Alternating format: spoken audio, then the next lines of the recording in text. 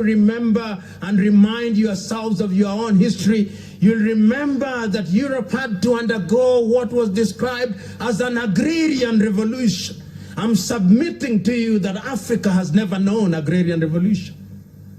I'm submitting to you that the role of AGRA is to introduce true agrarian revolution in Africa, because it is only when there is a true agrarian revolution in Africa that Africa will be able to realize our potential in the other areas. Some of you who are familiar with the agrarian revolution and the indices of agrarian revolution may not agree with me, but I'm submitting that if you only have pockets of change in a sea of a continent that does not change, then that is not change.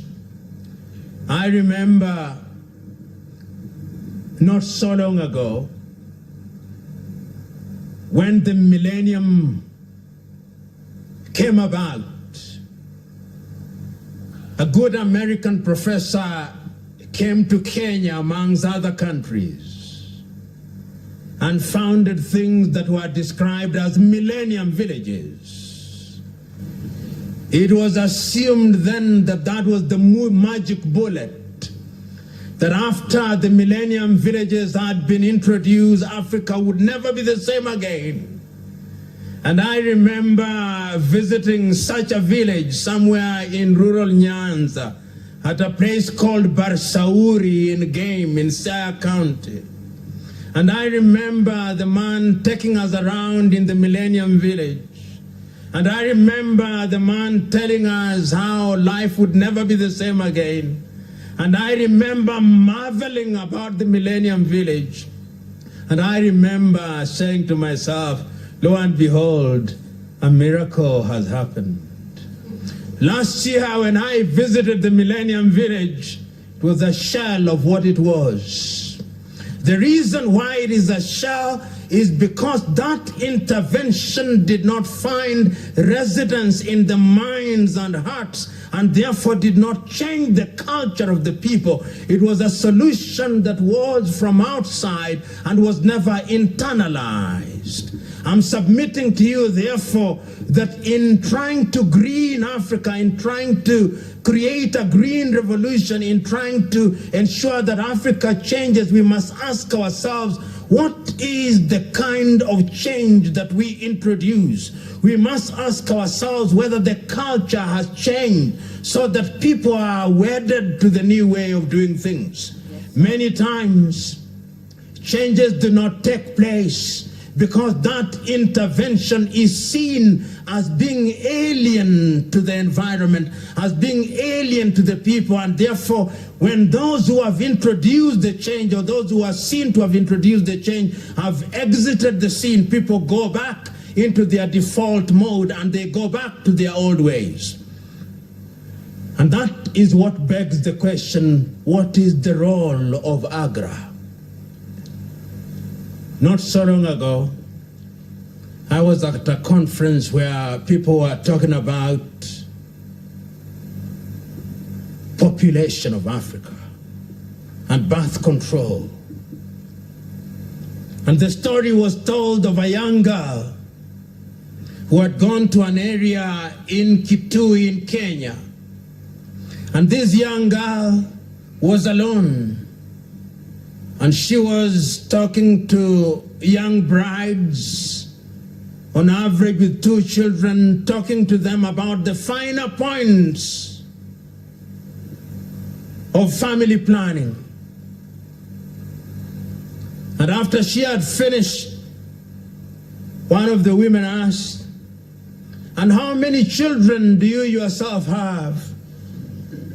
And the young girl said, "I have none."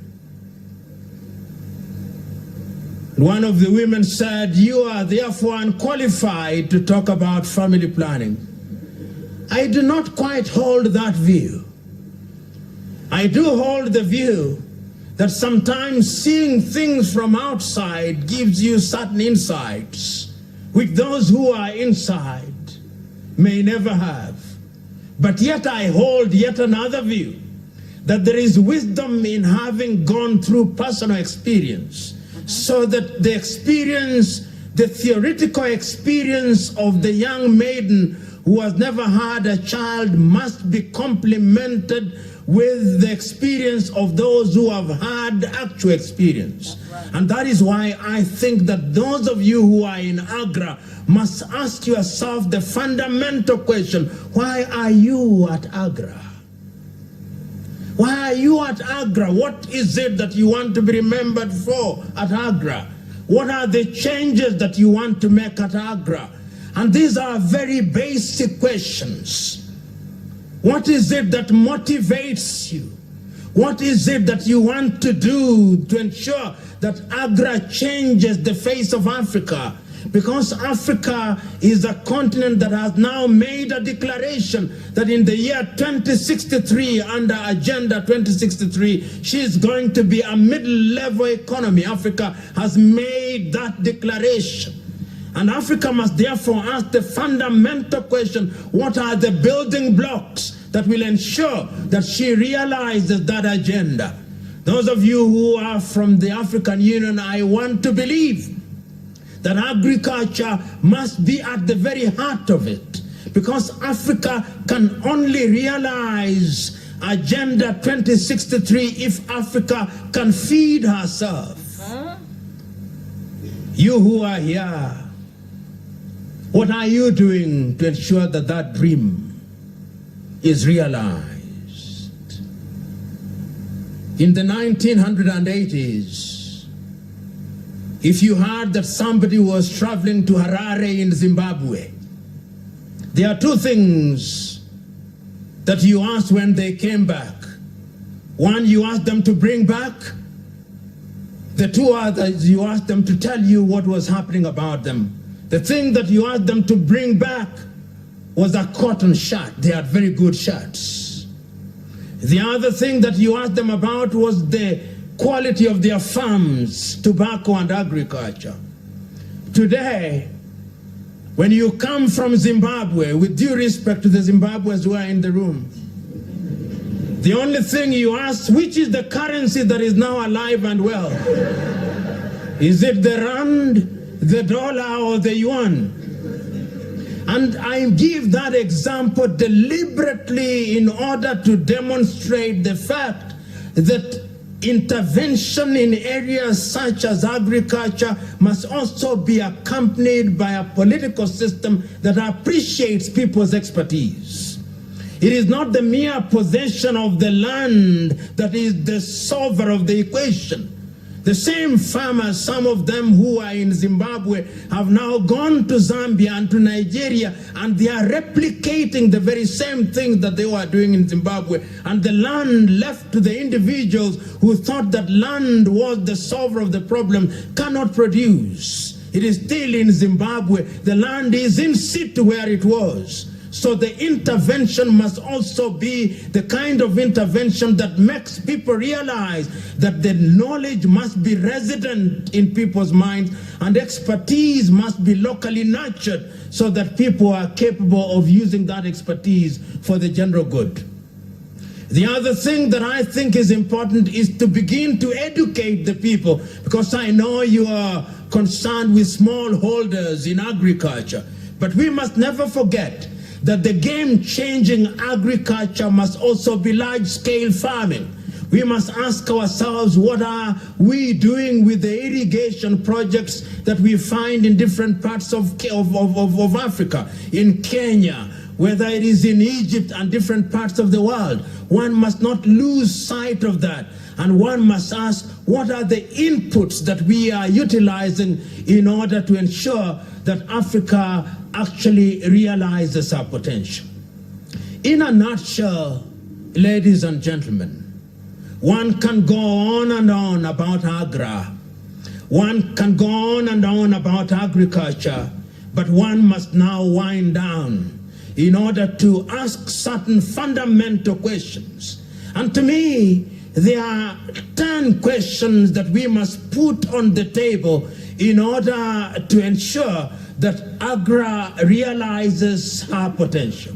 Question number one: which is the foundational question, is what is the reason why AGRA was created? Why did we create AGRA at all? And my understanding is that this organization exists for, among other things, for the sensitization of populations in a positive manner, that they can use the resource known as land to liberate themselves from the chains of poverty. Question number 2, which is equally foundational: what kind of interventions must AGRA make which are sensitive to the realities of the organization and sensitive to the realities of the people that they intervene with? And my understanding is that AGRA exists for, among other things, intervening in a manner that is sensitive to the cultural realities of the societies in which they intervene, and in a manner that is capable of addressing the economic needs and agenda of the country in which they are intervening. Question number 3 is, how does AGRA intervene? Because the manner in which you intervene is critical to the acceptance of the agenda that you are injecting into the environment. Because there is a sense in which there must be a time when the child which has been adopted must be released so that they are able to go, so that AGRA is capable of saying, behold, we found a child that was incapable of walking, but behold, because of our intervention, it can now walk. Number 5, what are the methods that you are using, and are they sustainable after your departure? In other words, are you entering into the arena with tools of engagement, which tools can be embraced, which tools can be understood, which tools, when deployed, are capable of being utilized in a manner that will be possible even after your departure? Question number 6 that we must have: with what agenda are you leaving? In other words, with what agenda are you entering the process? Are you entering the process with a view to ensuring that the economic health of that particular community is aided? And if you are going to do so, is it visible to that community, and are they capable of appreciating that your entry will make their lives better? And question number 7, once you have entered into the agenda, what engagements do you have with the local expertise that are present on the ground, so that they feel that they are part of the equation, and that once you leave, there are linkages which are there as a point of reference if need arises? And question number 8 that must be asked: what linkages are you creating for the people that you have intervened on their behalf, to ensure that if they produce their markets, because Africa sometimes produces things that it cannot sell? And question number 9, what interventions are you making to ensure that the externalities which may undermine the communities are mitigated, so that these communities are therefore protected from the dangers that may visit them? And lastly, the question that you who are present there are so wedded to the process that the people can see that your zeal and zest and vim and verve at once are transported to them, and that you own the processes as if they were your own. In my view, I believe that if those 10 things occupy the space which informs your engagement, then AGRA will be doing a good job. And very lastly, to NEPAD and to the African Union. African Union and NEPAD